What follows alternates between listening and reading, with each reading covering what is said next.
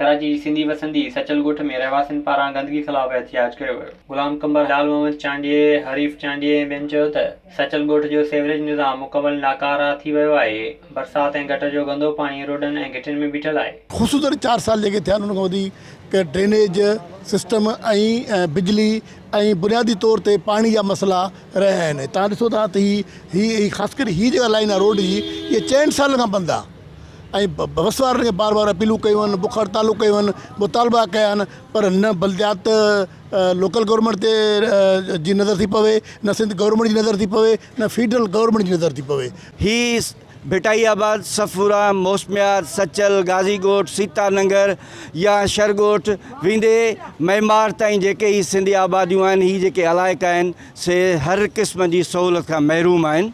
ही सचल जो main road आहे जिते असां बीठा आहियूं। ही जॾहिं सचल ठहियो 88 में, उन वक़्तु हिते 400 घर बि कोन हुआ। हींअर 3500 खां 4000 ताईं घर आहिनि, पर उहा जेका 20 साल अॻु में गटर लाइन सेवरेज लाइन विधी वई उहा ई आहे।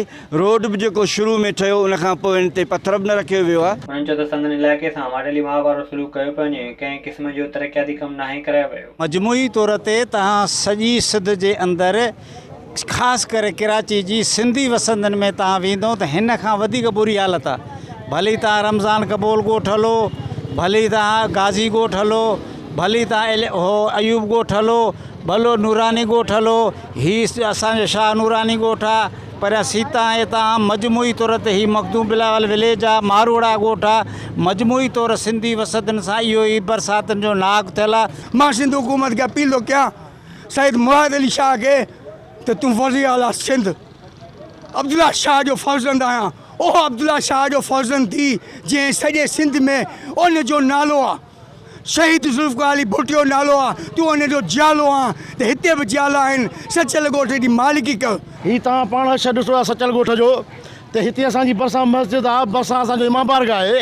ऐं 10 तारीख़ 8 तारीख़ असां हिते पढ़ंदे करंदा आहिनि मातम जा जेको आहे सो। ऐं उन खां सवाइ असांखे एॾी त तकलीफ़ आहे, असां सिंध हुकूमत खां पुरज़ोर अपील था कयूं, ख़ासि करे बिलावल भुट्टे खां, CM खां, मुराद अली शाह खां, त ख़ुदारा असांखे ख़ासि पैकेज ॾिनो उन जे सचल ॻोठ लाइ, त हिन अज़ाब मां असांजी जीअं जान छुटी वञे। उन्हनि मुतालबो कयो त संदन इलाइक़े में तरक़ियाती कम कराए शहरनि खे ॾुखियाईनि मां कढियो वञे। विज़िट कयो अवामी आवाज़ मीडिया ग्रुप जी वेबसाइट awamiawaz.pk।